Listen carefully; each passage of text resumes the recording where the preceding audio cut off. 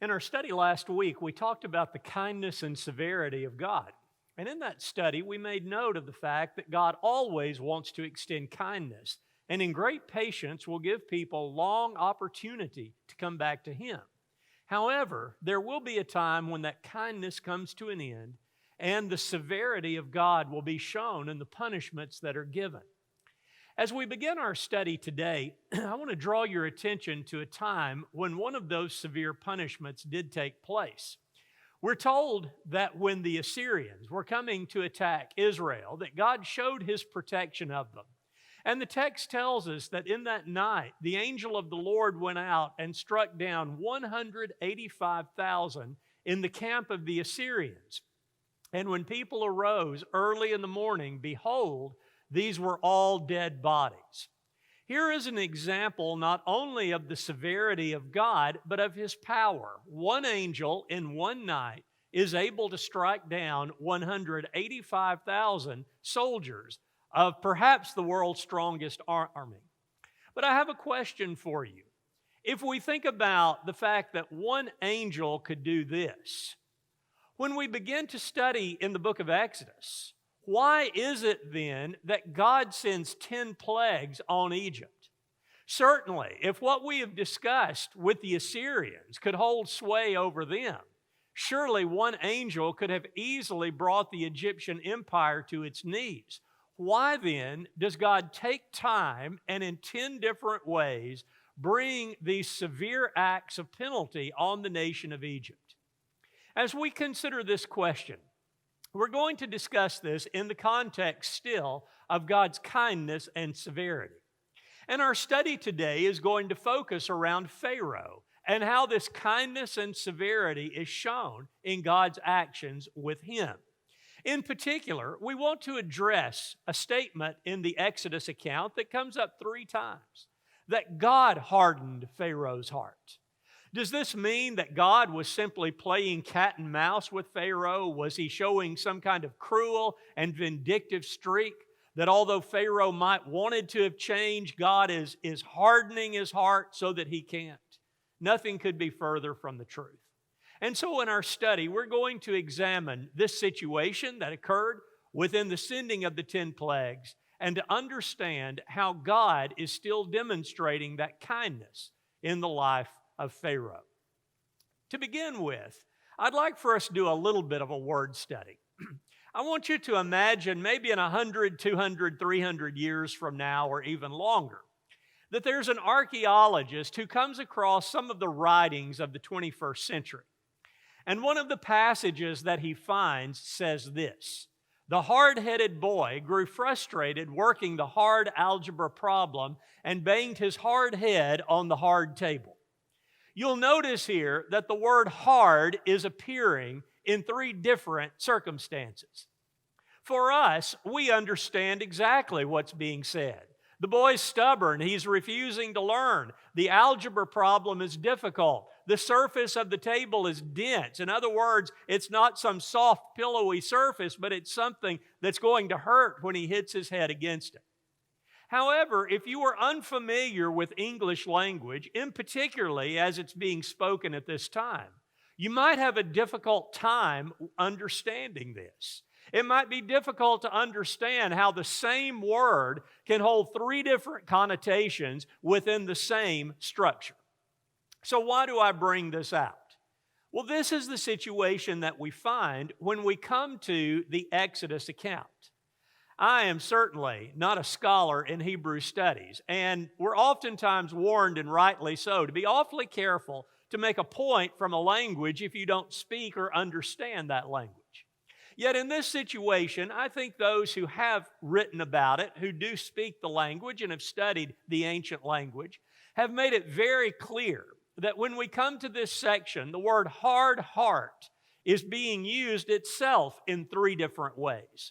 There are 3 words from the Hebrew that are used in this section that come into the English language, all translated hard heart. One of these is to mean hard, severe, or fierce. And interestingly, this is the term we oftentimes think about when, as English speakers, we read and hear the word hard heart. When we look at the text, however, this particular word, Hebrew word, is only used 2 times within this account.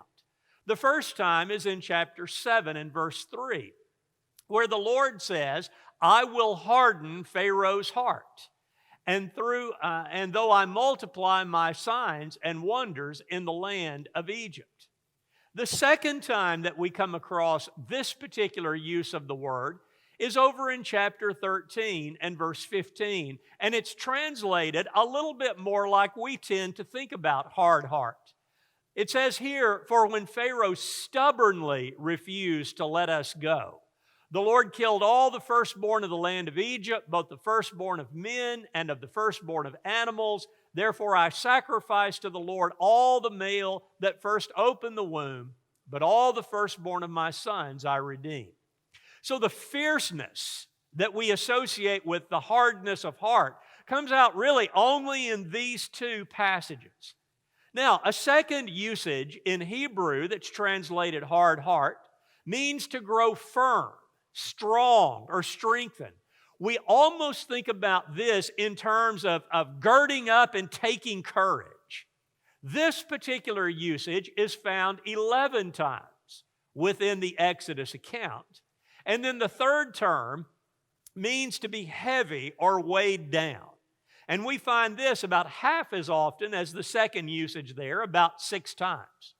So there is an interplay going on. If we were reading this in the Hebrew language, we would see these 3 words coming in, which are very akin to each other, but yet each of them has a different nuance, very similar to when we think about the illustration that we used earlier with our use of the word heart. So let's talk about this now, and let's examine what's going on as we look through the Exodus account, in particularly looking at what Pharaoh and God are speaking of and the reaction that Pharaoh has to God. When we think about, first of all, the nation of Egypt, it comes as no surprise to us that God desired to save the Egyptians. We can look to 2 Peter 3:9, where we read about the patience of God, in which he says, I don't want anybody to perish. I want everyone to come to me. And that was true of the nation of Israel, or the nation of Egypt as well. God is saying, I want to save these people. When we think about ancient Egypt, we understand that it was a very autocratic society. In other words, the Pharaoh held complete sway over the people. And so, in a situation like this, if the Pharaoh had converted to God, it would have led many to salvation. Because of his influence, because of his position, if he had said, I'm abandoning all of these pagan gods, and I'm going to serve the one true living God, there would have been many, many Egyptians who would have turned away from idolatry and followed the Lord. This is why God seeks to convert Pharaoh in kindness both to him and in kindness to the nation of Egypt. We find this taking place. Let's look at an illustration or two of this. As we think about in chapter 7 and verse 5, where God is speaking of things about to come, he says, the Egyptians shall know that I am the Lord, when I stretch out my hand against Egypt and bring the people of Israel from among them. There will be no excuse for the people of Egypt.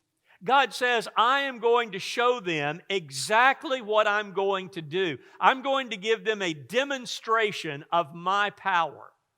And so the first sign that God is going to give to show that He's different from all of these other gods should have brought Pharaoh to understand that he was in the presence of the living God. If you have your Bibles handy, you might look over to chapter 7 of the book of Exodus. And as we do this, we're going to look down to verse 10, and we're going to read about this sign that's given. In verse 10, it says, So Moses and Aaron went to Pharaoh and did just as the Lord had commanded. Aaron cast down his staff before Pharaoh and his servants, and it became a serpent. Imagine the situation where Aaron takes his staff and he throws it down. And I don't know what kind of snake this would have been, but imagine a snake of that region, maybe a rather terrifying one, suddenly appears where that staff had been. But something else interesting happens here. Pharaoh is a skeptic, and he has his magicians, the soothsayers and the fortune tellers of his day are there. And so as we continue in verse 11, it says, when Pharaoh had summoned his wise men and his sorcerers and the magicians of Egypt, they also did the same by their secret arts. Whether this was some kind of trickery or whether the devil was at work here, we don't know. All God says is this, that they were able to replicate the miracle. So we might say at this point, well, obviously, Pharaoh's not going to believe if his folks can do the same thing that Aaron did. But we're not finished with the miracle quite yet. As we continue on in verse 12, it says, for each man cast down his staff, and they became serpents, but Aaron's staff swallowed up their staffs.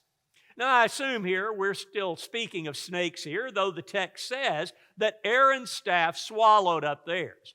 Regardless of that point, there is a lesson that's being shown to these magicians, more importantly to Pharaoh, that although it appears you can replicate an act of God, God is going to be the winner. And that's illustrated by the fact that Aaron's staff is victorious over the staffs of these magicians. Now, it's at this point that Pharaoh should have understood the point. That God is saying, Pharaoh, you've got all of these pagan gods, you've got magicians that are practicing black magic, but I am going to win. And I want to show you kindness. I want you to come to my side. Unfortunately, that is not what Pharaoh did. And since the magicians were able to replicate this, and even despite the fact that God shows himself superior, we're told that Pharaoh hardened his heart. Verse 13 shows us this. So here's the idea that Pharaoh took courage and strength and considered himself strong, and he would not listen to what God had said. So following this, we're now going to see where God is very patiently but firmly going to seek to illustrate to the Pharaoh who he's dealing with, because God is not finished. God is not done. And thus begins the 10 plagues that are going to be brought upon the land of Egypt. And we remember as we study these that the first of these, he turns the water to blood. Then frogs are going to be brought on the land, and then lice. And so as we look at all of these different events that are taking place, God is seeking to convince Pharaoh not only of his own power, but also each of these plagues is most likely taking aim at one of the pagan gods of Egypt. We can go back and study the history of this time, and we can see where there were gods that were represented in some way by each of these plagues. And yet, what is God doing? The true God. He's showing himself victorious. Yet, we continue to find the same refrain through all of this, where either it's saying that Pharaoh is taking courage, that he's strengthening himself, or we find that we're being told that his heart is heavy and that he's being weighed down by these things. We're not going to go through all of this, but I do want us to look over to chapter 8. We have seen that the frogs have been brought on the land of Egypt. And with somewhat of a fear of what's going on, the Pharaoh calls in Moses and he says, you got to stop this. And so Moses asked the Pharaoh, when do you want me to stop it? And the Pharaoh says something that sounds rather odd to us. He says, tomorrow. We would think that if we were inundated with frogs, they were everywhere in our houses, that if someone gave an opportunity for escape, we would say, right now at this minute. I would suggest to you, though, that what the Pharaoh is still doing is testing God. He's wanting to see just how precise this God is. Can this God stop the frogs at a particular time. And so Pharaoh's selecting that time to watch and to see. Interestingly, though, the magicians are already convinced. And so as you look in verse 19, we're now in this plague of the gnats or the lice that are occurring here. And as we come down to verse 19, it says, the magician said to Pharaoh, "This is the finger of God." Isn't that interesting? That here, these same ones who by their black magic were able to replicate some of these plagues have now been convinced. Whether or not they were converted, we have no idea. But they are convinced that they are dealing with a God not like any that they have seen before, not like any of these false gods that they believed in. Yet Pharaoh is still hardening his heart. Pharaoh is still saying, I am not going to let these people go. And then we come to the plague of the flies. So we've had water to blood, we've had frogs, we've had lice or gnats. And now we come to flies coming all over the land of Egypt. Well, almost all over. Because in this miracle, God is going to make a distinction between the Egyptians and the Israelites. Look, if you will, down to verses 21 and 22 of chapter 8. He says, "Or else if you will not let my people go, behold, I will send swarms of flies on you, and your servants and your people, and into your houses. And the houses of the Egyptians shall be filled with swarms of flies, and also the ground on which they stand. But on that day I will set apart the land of Goshen, where my people dwell, so that no swarms of flies shall be there, that you may know that I am the Lord in the midst of the earth." God, once again, is illustrating His power to Pharaoh.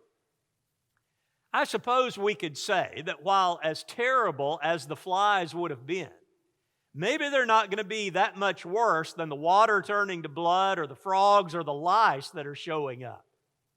But once again, God is illustrating the preciseness of His power. With the frogs, He demonstrated, I can turn this off whenever I want.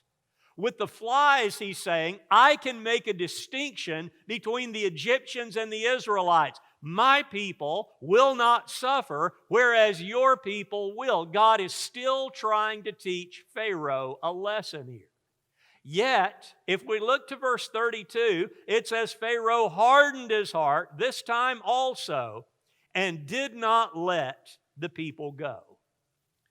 And therefore we come to the other plagues that are sent. The death of the cattle, the boils, the hail, the locusts, the darkness. The magicians are so struck with the boils they can't even appear before Pharaoh.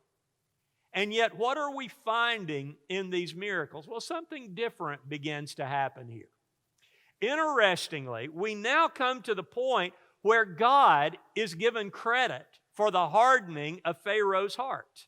So 3 different times we're going to see this. In chapter 9 and verse 12, we're told the Lord hardened the heart of Pharaoh, and he did not listen to them. Chapter 10, verse 20, the Lord hardened Pharaoh's heart, and he did not let the people go. Chapter 11, verse 10, the Lord hardened Pharaoh's heart and did not let his people go. In each of these cases, what's going on? Do we have a situation here where Pharaoh is just really wanting to let the people go? He's come to recognize who God is, but God says, no, Pharaoh, kind of like the cat with his little mouse. I'm still going to bat you around a little bit. I'm still going to make you miserable. Though you want to obey me, I'm going to make it where you can't. Is that what's going on? When we think about the false doctrine of predestination, that when you and I are born into this world, our eternal fate is already assigned and there's nothing we can do about it. There are those who will come to these passages to make their point. And they'll say, here is proof. Pharaoh was predestined to hell, and therefore God is not allowing him to change. I believe just the opposite is taking place here.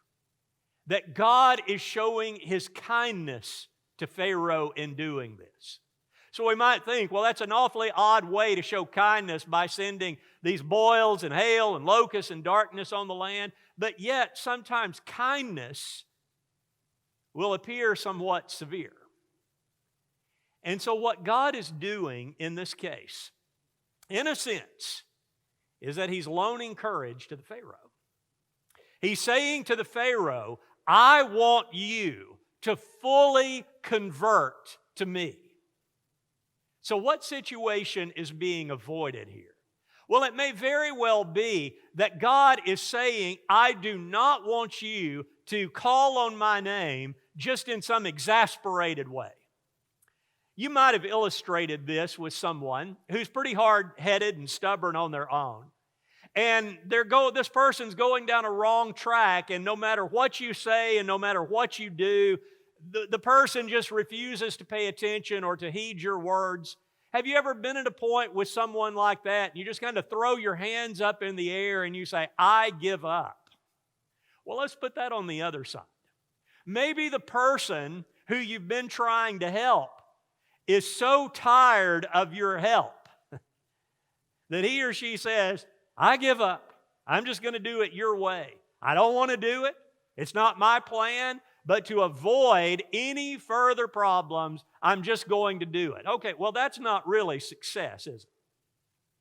That's not convincing someone. That's wearing someone down. And in those kinds of situations, when the one who is viewed as the oppressor goes away, the person who one may have been trying to help goes right back into the old pattern. So God here does not want Pharaoh just simply to say, I give up, you win, whatever. I think we have an illustration that Pharaoh had maybe been going that way for a little while. If you look to chapter 9 in verses 27 and 28, listen to the words of Pharaoh. This is after the hail has come. Pharaoh called Moses and Aaron and said to them, this time I have sinned, the Lord is in the right, and I and my people are in the wrong. Plead with the Lord, for there has been enough of God's thunder and hail. I will let you go, and you shall stay no longer. Isn't that exactly what's been planned and what God wanted? And here is Pharaoh converting, and he says, my people are wrong. We're gonna listen to God. Your people can go. But yet, what do we find in verse 35?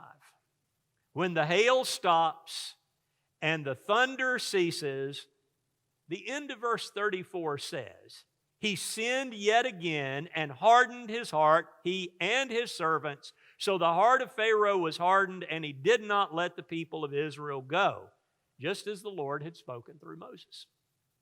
So his heart had become weighed down, and he looks at his land and it's being devastated, and he says, I'm a sinner, I'm going to let him go. But yet what happens? He didn't. And God is saying, I want to give Pharaoh chance after chance after chance. And though sometimes he's standing courageously against me, and sometimes his heart is weighed down, he's still rejecting me. And even though at times it sounds like he's going to give in, it's just exasperation talking. So I'm going to strengthen his courage. I'm going to build him back up so that he will have at least another opportunity to understand that I am trying to save his life and the lives of his people. That's the kindness of God. An angry and vengeful God would have looked at Pharaoh as competition and would have struck him down immediately. A loving and kind God sees a part of his creation, an eternal soul that he wants to save. And he tries every means possible to allow Pharaoh the opportunity to see what he has to offer. But yet we understand that when kindness is rejected, God's patience will come to an end. And that's a situation that we have here with Pharaoh. Here we find in chapter 13, verses 14 and 15, passage that we alluded to earlier in our study, that God's patience is running out. And so as we look in verse 14, it says, "And when in time to come your son asks you, 'What does this mean?' you shall say to him, 'By a strong hand the Lord brought us out of Egypt from the house of slavery. For when Pharaoh stubbornly,'" there's our first word, the fierceness, the anger, "when Pharaoh stubbornly refused to let us go, the Lord killed all of the firstborn in the land of Egypt, both the firstborn of men and the firstborn of animals." Time after time after time, God tried to save Pharaoh, but Pharaoh refused to be saved. Interestingly, though, what we're going to find is that as we look at what happens to Pharaoh, we're going to see once again a very similar picture that we saw way back in the time of the flood. That when people reject the message of God, God is going to bring those people down. Noah and his family passed through the water, so to speak, on the ark, while a wicked world that refused to heed the words of God died under the water. Here we find the army of Egypt in the same situation. God tried to show kindness, God tried to bring them to Him, but when that was ultimately rejected and the severity followed, here are the wicked who have now been destroyed, in a sense, by their own attitudes. But what we find in this is that Pharaoh's example, as bad as it was, is going to be a kindness to others. There are those who look at what happened to Pharaoh and they have an opportunity to change. Let's look at chapter 14, verse 4. God says, "I will harden Pharaoh's heart, and he will pursue them, and I will get glory over Pharaoh and all his host, and the Egyptians shall know that I am the Lord." Verse 8, we find the Lord hardened the heart of Pharaoh, king of Egypt, and he pursued the people of Israel while the people of Israel were going out defiantly. The Egyptians were able to see God showing kindness to His people. They were able to understand, here is what happens in the case of their Pharaoh when you ultimately reject God. They had the chance to change. And certainly that's the case for the Israelites as well. We look in verse 31 of chapter 14, and it says, "Israel saw the great power that the Lord used against the Egyptians. So the people feared the Lord, and they believed in the Lord and His servant Moses." Because of the severity that was shown to Pharaoh, the Israelites were able to see the difference between kindness and severity. They were able to see God protecting His people. But there's one more group we want to include here. Even the Canaanites, years and years later, will understand kindness because of the severity shown against Pharaoh. You remember Rahab, as she's talking to the spies, she says, "Our hearts melted when we heard you were coming because we know your God." Your God, and I'm paraphrasing here, is the one that brought Egypt to its knees. So the severity that was shown to Pharaoh was actually a kindness to others, so that they could see this is the difference between being against God and God being on your side. As we consider this ancient lesson, I believe there's things that we can learn from that. That as you and I think about God and His dealings with Pharaoh, there are things that we can understand from this that will help. The first thing is, God wants to save us. Every one of us. God has put no one on this earth who does not have the ability to turn in humility to Him. God, in His kindness, offers this, and the psalmist brings this out so beautifully. In Psalm 149, he says, "For the Lord takes pleasure in His people. He adorns the humble with salvation." This is the kind God that we serve. And when you and I accept salvation, what we are saying is that we understand our lost condition. We have to rid ourselves of pride to do that. And when we can do that, coming to Him in a peaceful way, we are going to better appreciate the mercy of God. When we humble ourselves before God, we can come before Him. We can say that we understand we are lost and that He saves and that He would like to extend that salvation to us, and we would like for that salvation to be extended. What a wonderful picture to think of those who come to Him, understanding who He is. But as we consider that, let's also understand that on occasion, it may take some severity to show kindness. And sometimes God's kindness may look severe. There are times in our lives when bad things happen. And not every one of those is some kind of wake-up call from God. There are bad things that happen to us because we live in the midst of bad people. And it may simply be because we are citizens of planet Earth and we are in the wrong place at the wrong time that this happens. Sometimes sicknesses come upon us. Why? Because our bodies are not determined to live forever. And so those things begin to bring us down. Time and chance happen to us all. But some of these bad events are wake-up calls. There are times when God says, like He said to the Pharaoh, I have got to get your attention because I want to save you and you're just ignoring me. When those times happen, God in His kindness is giving us a glimpse of the severity that can occur when it's too late.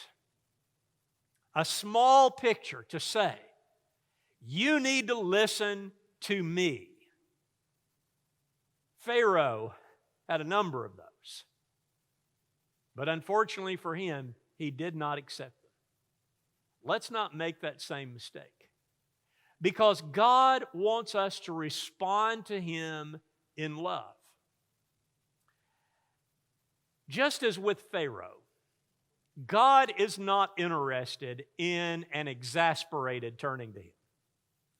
He has no desire for someone to come into His fold and to say, okay, I give up. I can't fight against God. I really would like to be out, but I understand He's winning. I understand what's going to happen to me. He's a mean, He's an angry, He's a vengeful God, but He's more powerful than me. I give up. God has no desire for that.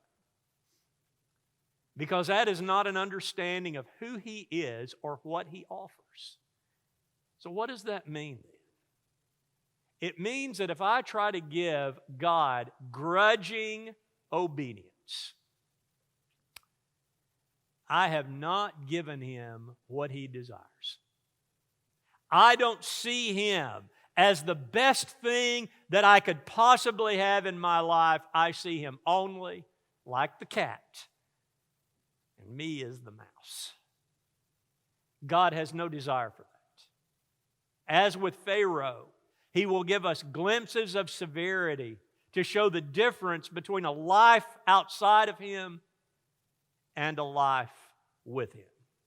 That's what He desires. But yet something else we must learn from this is that if kindness is rejected long enough, severity is going to follow. God's patience has its limits. Paul brings us out as he introduces his letter to the Romans. 3 different times he's going to talk about God's patience being run out with one of the most frightening phrases I think we can really imagine when he says, therefore God gave them up to the lust of their hearts, to impurity, to the dishonoring of their bodies among themselves. For this reason, God gave them up to dishonorable passions, for their women exchanged natural relations for those that are contrary to nature. And since they did not see fit to acknowledge God, God gave them up to a debased mind to do what ought not to be done. When God gives us up, it means He says, okay, I've given you every opportunity. I've shown you my kindness. I've given you glimpses of severity. I have tried to bring you in the fold, but if you stubbornly refuse me, that is your choice. I'm done. What a frightening, frightening picture. But yet even that picture has a glimpse of hope, doesn't it? Because even though someone may choose to do that, their rejection may very well be a kindness for another. As the Egyptians saw their Pharaoh being brought down, as the Israelites saw their victory over the people of Egypt, as the Canaanites understood what this God had done to Egypt, there may very well be times in our own lives where we look at someone who in that stubborn heart has turned against God, and we look at that person and we say, I need to learn from a bad example. That's why God's told us about Pharaoh. We can learn from him. And there may very well be people who we know in our own lives that provide that bad example that can lead us into the ways of kindness. Seeing another's demise should spur us toward righteousness. Might be somewhat like the younger siblings in a family, that when they see the older sibling get into trouble, they ought to learn from that and not repeat that mistake. So too should be the case with us. At the beginning of the Exodus account, when Moses appeared before Pharaoh, in his haughtiness, Pharaoh said, "Who is Yahweh? Who is the Lord, that I should obey His voice?" God gave him the answer to his question. However, Pharaoh answered incorrectly. He did not surrender. What about us? Has there been a time in your life where God's trying to get your attention, to give you that wake-up call? Maybe it's time to answer. Maybe you've seen this in the lives of others, but yet for whatever reason, you're still just kind of meandering about spiritually, not committing. Now's the time to make that commitment. Today is the day of salvation. The fact that you have the opportunity to breathe today is testimony to the kindness of God. But as we have seen in both of these studies, the kindness of God does come to an end. And we need to understand that long before that happens, we need to come to Him out of love, not exasperation. To come to Him and to accept His grace and the mercy that He's extended, just as He did with the Pharaoh, to give time and time and time to come to Him. Let's not put Him to the test. If there is any way that I can help you with that, I'll be glad to. We're living in strange times, but the waters of our baptistry are filled. And if you understand that God has called on people to be baptized for the forgiveness of their sins, we can make that happen. Or if you'd like for fellow Christians to pray with you, we can do that also. Let's not put God to the test. Let's learn from the example of Pharaoh. Again, today I encourage you to join with me in praying for our country, that even as we're seeing increases in this virus, that we can pray all the harder, that God will allow this sickness to pass, that those who are sick can be healed, and that we can return to some normalcy in our lives. We also pray that those of different races can learn to love each other as God loves all. But in every way, let's remember that this world is not our home. And despite what happens here, there's a place of peace that's waiting on us, where the kindness of God will be on full display. Thank you so much for joining us in this study today, and may God bless you.